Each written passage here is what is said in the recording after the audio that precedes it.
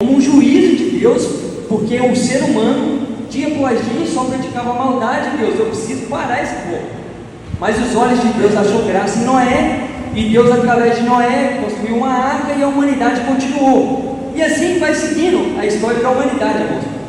E aqui, quando nós olhamos a história de Nínive, não é diferente. Deus fala: eu preciso parar esse povo, eu preciso agir de alguma forma. Então Deus levanta Jonas, e eu não sei se Jonas estava em casa, tranquilo, um dia, o celular dele vibra, ele pega, só conjecturando, né, irmão?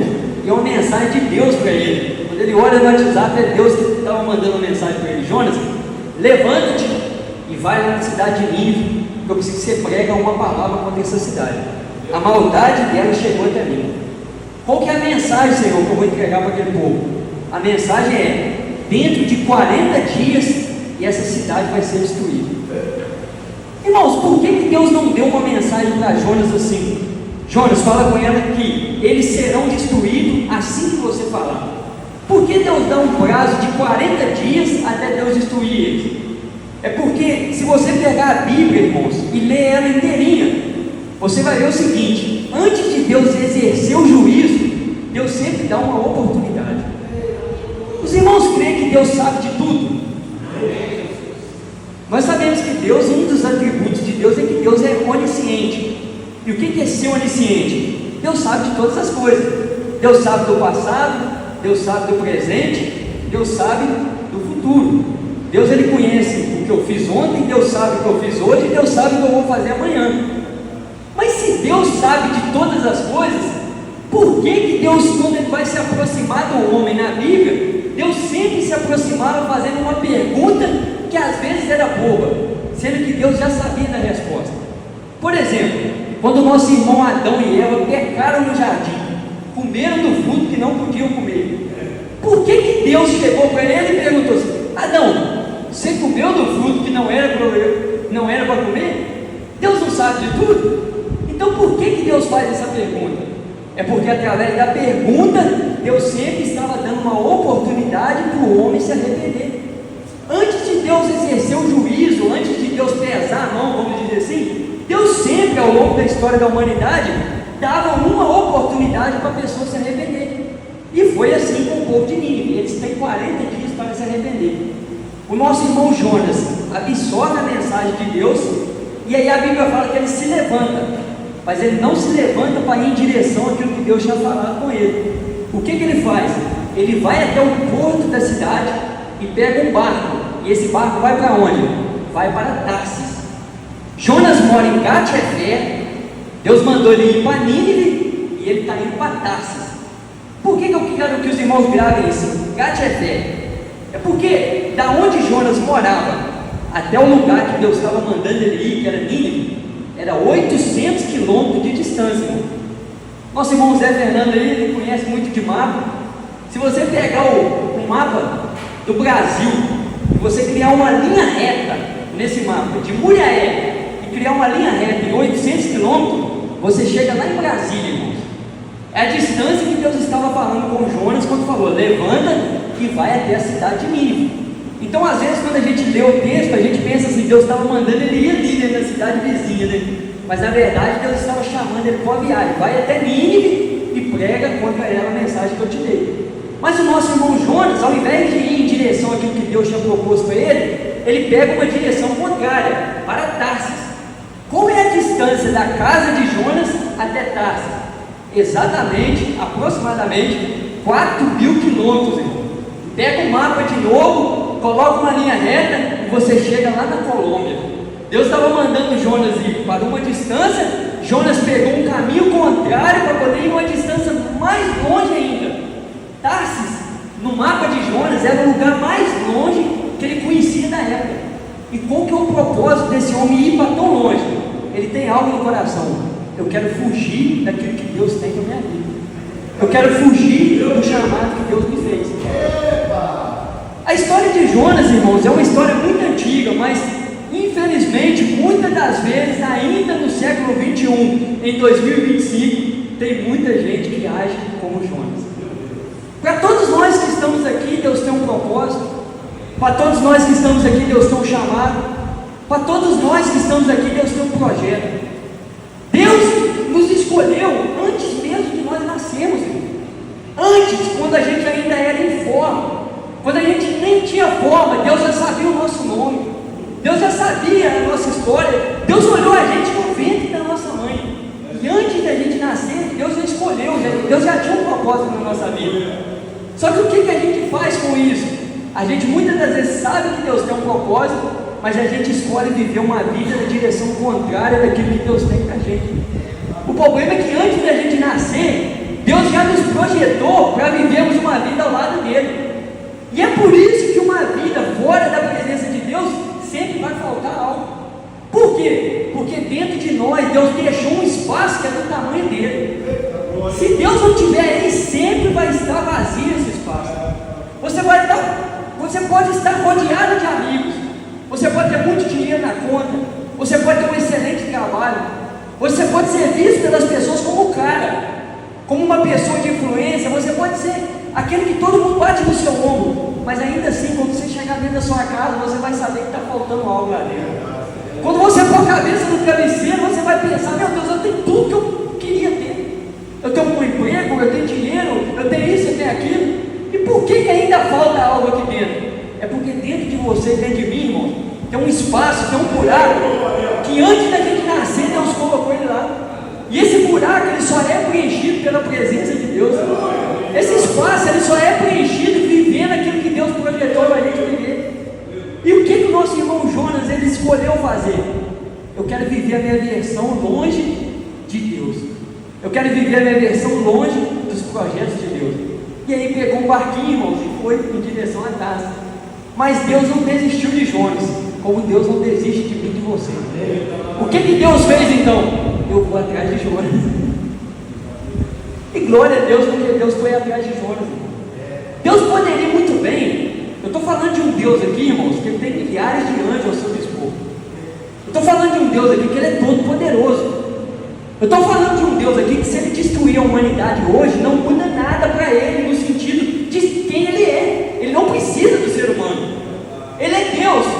Ou você acha que Deus nos criou porque Deus precisa de adoração?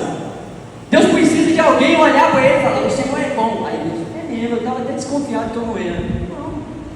Deus sabe quem ele é. Deus sabe o tamanho que ele tem. Se Deus não tivesse criado a humanidade, ele continuaria sendo Deus da mesma forma.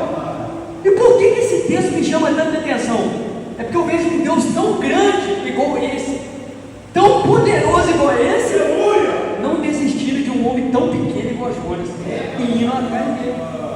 E é sobre esse Deus que eu quero apresentar aqui para os irmãos. Um Deus que ele é grande demais, mas se importa com pessoas tão pequenas como a gente. Um Deus que é tão grande, tão poderoso, que ainda assim, os olhos dele, diante de toda a humanidade, conseguem enxergar a nossa vida e se preocupar conosco. E glória ao nome do Senhor por isso. Então Deus vai atrás de Jonas. É tremendo, pai. Deus vai atrás de Jonas. Jonas está no barquinho. Ele desce para a parte de baixo do barquinho, né, do navio, e ele vai dormir.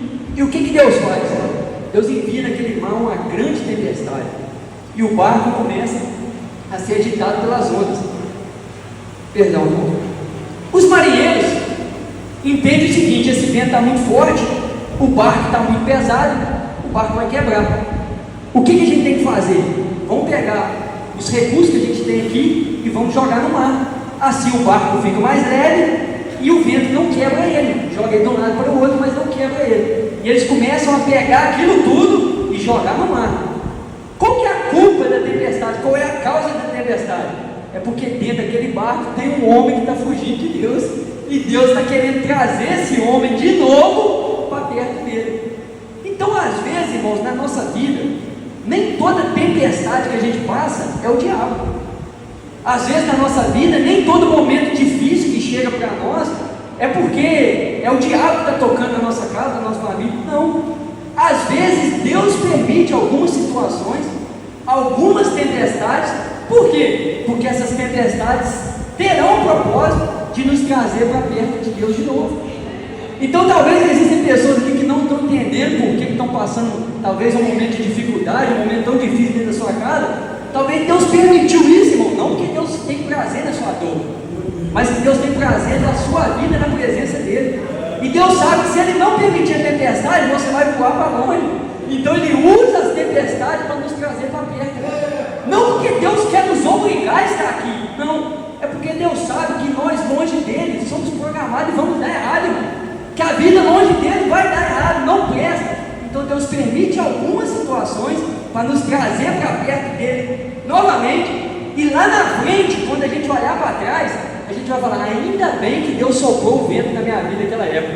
É por isso que eu estou aqui hoje.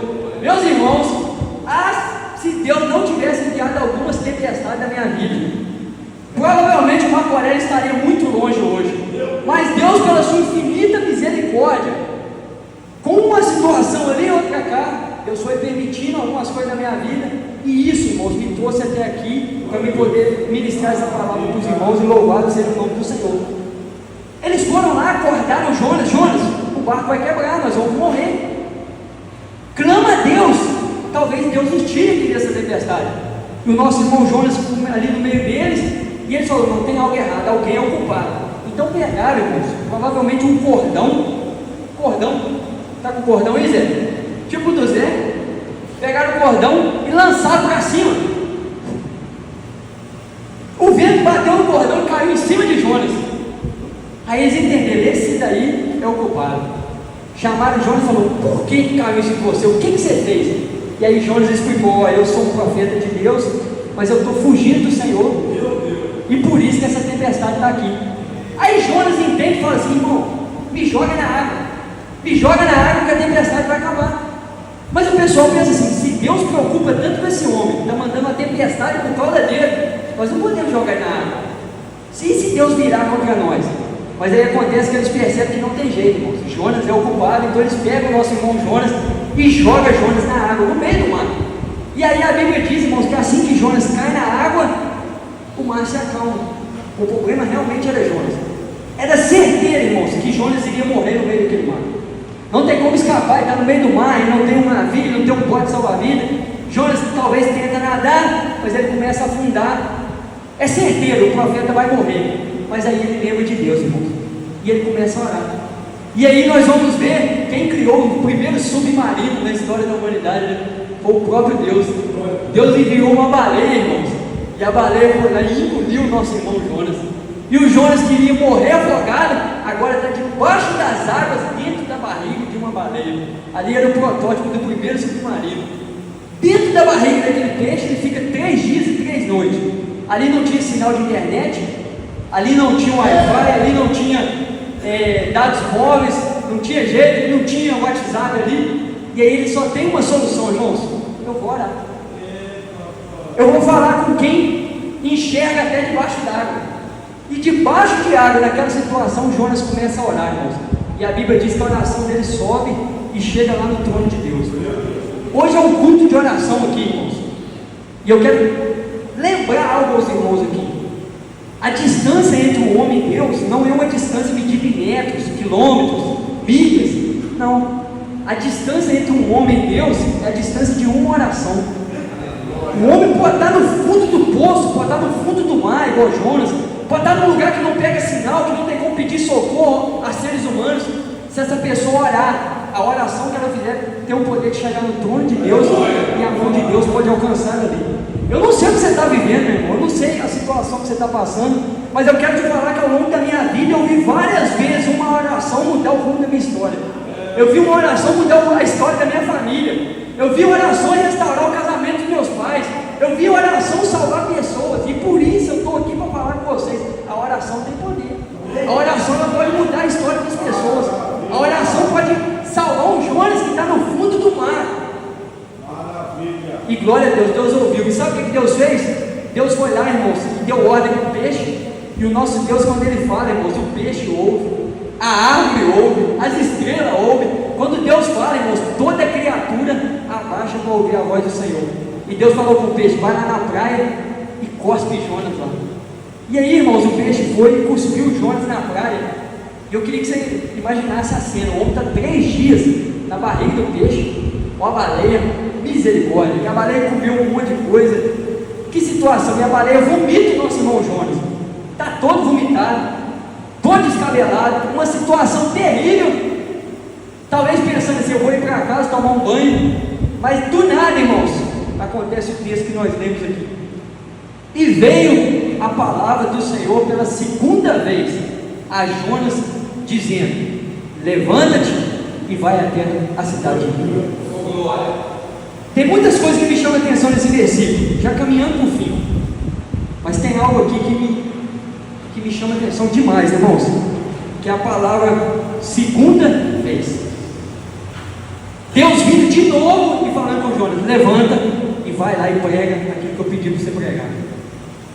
É Deus vindo de novo falando: Jonas, eu não sei se você pensa que o projeto que eu tinha com você terminou, mas eu estou vindo de novo para dizer para você: não terminou não. Levanta-te e vai até a grande cidade de Nínive e prega contra ela a mensagem que eu te entreguei.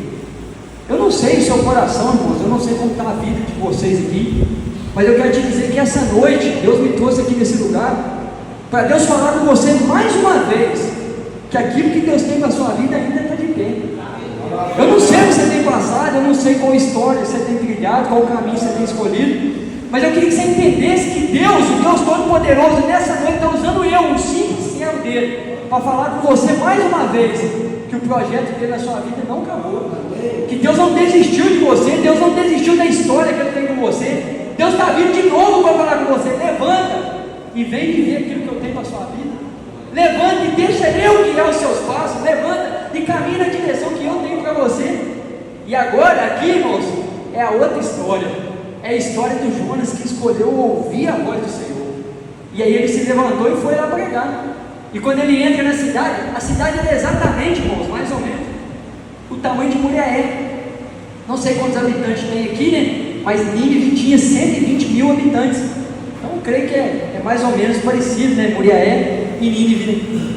A Bíblia diz que demorava 3 dias para atravessar a cidade, a pé, né, irmãos? 3 dias para atravessar. Provavelmente as casas eram próximas a rios, né? E aí eles iam seguir o ribeiro e demorava 3 dias para atravessar ela. E o nosso irmão Jonas entra lá pregando a palavra, e a pregação dele é a seguinte: dentro de 40 dias Deus vai destruir tudo aqui. Dentro de 40 dias Deus vai destruir tudo. Irmãos, a mensagem era dura, mas ela penetrou no coração das pessoas. A mensagem dele chegou lá no palácio do rei.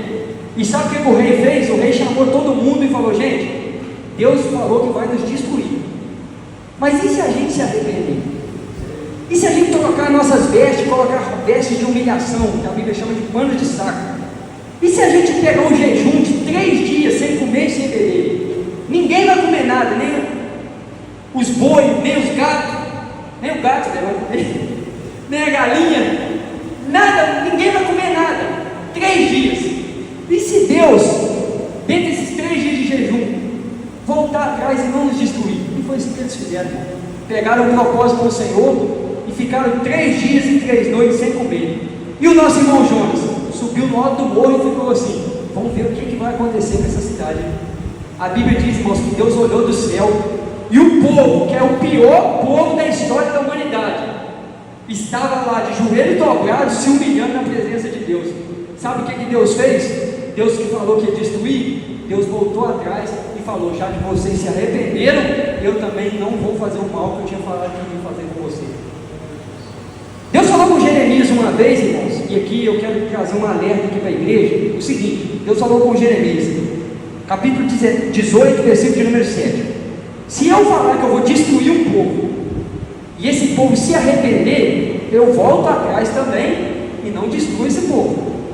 Mas se eu falar que eu vou abençoar um povo, e esse povo também não me obedecer, eu também volto atrás e não vou abençoar esse povo. Tem muita gente, irmãos, que recebe uma palavra de Deus, que Deus fala que vai abençoar, que Deus vai salvar, que Deus vai fazer isso aqui, e a pessoa acha que apesar porque Deus falou, ele não tem que fazer nada, ele não precisa colocar a vida dele na posição. Deus falou, se Deus falou, está falado. Mas o que Deus fala para nós sempre vem com uma condição, irmãos: se você permanecer, se você continuar. Se Deus falar que vai fazer juízo e nós nos arrependemos, Deus também não faz juízo. Se Deus falar que vai nos abençoar e nós não ficarmos na posição, Deus também não vai nos abençoar. Deus falou com Eli: aqueles que me honram, eu vou honrar, aqueles que me envergonham, serão envergonhados. Então a misericórdia de Deus nos alcança, glória a Deus por isso. Mas nós também temos que nos posicionar para viver aquilo que Deus tem para nós, irmãos, amém? Glória a Deus por isso. E aí, irmãos, a Bíblia diz que Deus perdoou aquele povo, e aí o nosso irmão Jonas ficou muito bravo. E aqui eu já encerro, tá, irmãos? E aqui tem um texto que talvez muita gente, ao ler o livro de Jonas, não entende, né? Jonas fica muito irado e fala com Deus: Deus, eu quero morrer. Eu quero morrer, Senhor, eu quero morrer. Aí Deus vai até Jonas: por que você quer morrer? Não, eu sabia que isso ia acontecer. Eu conheço que o Senhor é um Deus misericordioso, e é por isso que eu não queria pregar para esse povo. Aí Deus: por que você não queria pregar? Porque eu sabia que se eles se arrependessem, o Senhor perdoava eles. Qual que é o coração de Jonas? Esse povo não merece o perdão do Senhor. Esse povo é ruim demais, esse povo merece ser destruído. É por isso que eu não queria pregar. Se eles se arrependessem, o Senhor perdoava eles. Olha o coração de Jonas, querendo que Deus destruísse aquelas pessoas. Aí Jonas está lá no alto do morro. Sabe o que Deus faz? Deus faz nascer uma plantinha, e aquela planta nasce e vai por cima de Jonas e faz sombra na cabeça dele. A sombra estava tão boa, irmãos, que o nosso irmão Jonas pega no sono e ele dorme, igual alguns irmãos querem dormir aqui. E ele dorme, irmãos. E sabe o que acontece? Estão lá cochilando, tranquilo. Deus vai e manda um bicho, e o bicho vai e fere a planta. A planta vai e seca. O sol vem e bate na cabeça de Jonas. Aí Jonas acorda irado, porque o sol acordou ele, e a cabeça dele estava doendo por causa do calor. Aí ele ficou falando com Deus: eu quero morrer, eu quero morrer. Aí Deus: por que você quer morrer? A planta estava aqui, Senhor, fazendo sombra, o Senhor destruiu ela, eu não tenho sombra mais. Aí Deus virou para ele e falou: está vendo, Jonas? Você consegue ter misericórdia de uma planta que você não plantou, que você não regou, que nasceu ontem e morreu hoje, mas você não consegue ter misericórdia de 120 mil pessoas que estão lá em Nínive, querendo que eu destrua elas, sendo que elas não sabem discernir entre a mão direita e a mão esquerda. O que Deus queria trazer para o coração de Jonas? Jonas, não é só Nínive que precisa da minha misericórdia, você também precisa. Jonas, você consegue ter mais misericórdia de um objeto, uma planta, do que das pessoas que estão ao seu redor. E esse livro, irmãos, ele é fantástico, porque é uma história muito simples. Mas por que Deus escolheu colocar a história desse homem aqui, irmãos, na Bíblia, para nós poder estar falando dela aqui nessa noite? É porque o nosso Deus é um Deus que ele tem prazer em histórias que são simples. O nosso Deus tem prazer em histórias de vida, como o nosso irmão Jonas, de um homem que era simples, que um dia escolheu fugir do Senhor, e Deus trouxe ele de volta para a presença do Senhor de novo, para mostrar para nós que Deus tem prazer na nossa história também, que Deus se importa com a nossa história de vida também. E eu encerro aqui, trazendo para os irmãos, que eu não sei o que você passou, eu não conheço, a maioria de vocês eu não conheço nem o nome, não sei onde mora, eu não sei nada, mas eu sei que Deus conhece a sua história.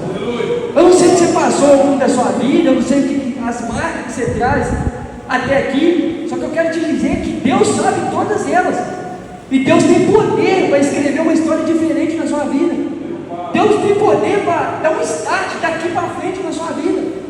Eu não sei como você chegou aqui, mas eu sei que você pode sair daqui diferente. Você pode colocar um compromisso hoje e falar: Deus, o Deus de Jonas é o Deus que pode fazer na minha vida também. O que seria de Jonas se Deus não tivesse dado para ele uma segunda oportunidade? O que seria de Adão se Deus não tivesse dado para ele uma segunda oportunidade? O que seria de Abraão se Deus não tivesse dado para ele uma segunda oportunidade? O que seria de Moisés se Deus não tivesse dado para ele uma segunda oportunidade? O que seria de mim, irmão, se Deus não tivesse dado para mim uma segunda oportunidade? O fato de eu estar pregando aqui nessa noite, irmão, não é porque eu nasci no Evangelho. Meu pai está ali, nossa família nasceu, mas não éramos evangélicos. Eu não estou aqui nessa noite porque meu pai sempre foi pastor. Pelo contrário, meu pai hoje é um homem de Deus. Mas se ele tivesse a oportunidade de contar o testemunho dele aqui, os irmãos iriam ver que o fato dele estar na presença do Senhor hoje é porque Deus mudou a história dele. Eu não estou aqui hoje porque eu mereço estar aqui. Pelo contrário, a minha vida foi uma vida semelhante de Jonas. Ao longo da minha história, diversas vezes eu virei as costas para Deus e quis viver a minha versão, e quis seguir os meus caminhos, e quis fazer do meu jeito. E sabe o que sempre sobrava no final do dia? Sabe o que sobrava depois de uma festa? Sabe o que sempre sobrava quando eu chegava em casa? Que nem pais dentro da minha casa eu tinha, eu não conseguia conviver com os meus pais, eu saí de novo. Sempre sobrava um jovem vazio, um jovem que sabia que estava no caminho errado e que precisava mudar. Mas mesmo vivendo longe de Deus, sempre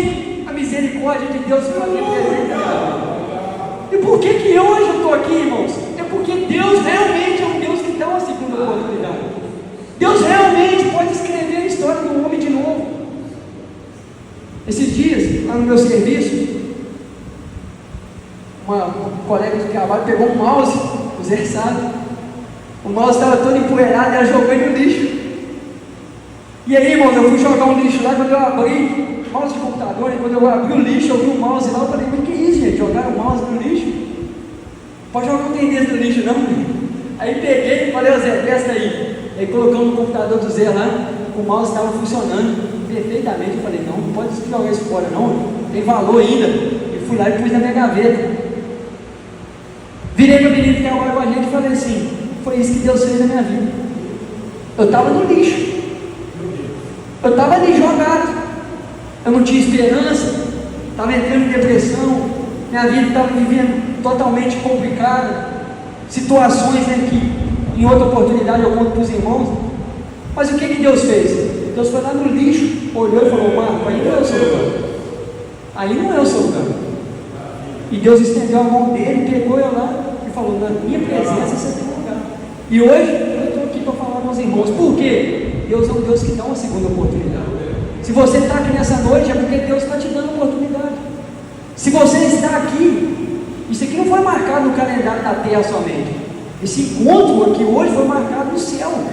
Deus marcou essa noite para dizer para você que Deus ainda te ama, Deus tem um propósito na sua vida e Deus quer dar sequência aí à história que você vai seguir aqui para frente, no nome de Jesus. Amém, meus irmãos? Obrigado por essa oportunidade, obrigado por terem me feito o convite.